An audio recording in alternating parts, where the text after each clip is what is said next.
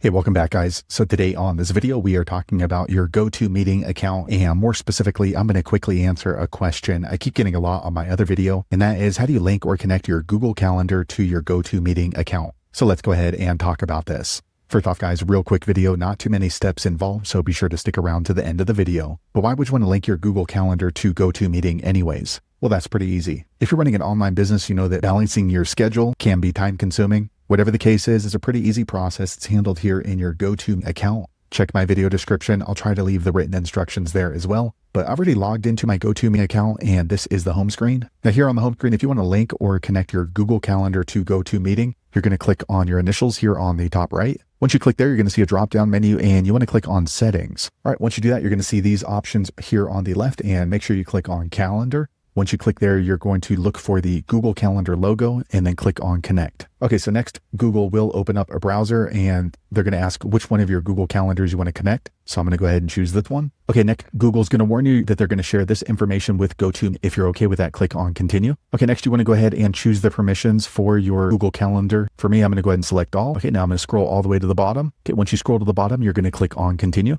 Okay, quick second later, the page refreshes and it says Calendar successfully connected. Let me close this out. Okay, as you can see next to the Google Calendar logo, it no longer says connect, it says disconnect. So there you have it, guys. If you're wondering how to link or connect your Google Calendar to your GoTo Meeting, that's the easiest way I know how to do it. If you know an easier way, be sure to leave a comment below. Let the rest of us know how you did it. Hopefully you found that video useful. If so, click thumbs up or maybe consider subscribing to my channel, and I hope to see you on the next video. Thanks again for watching.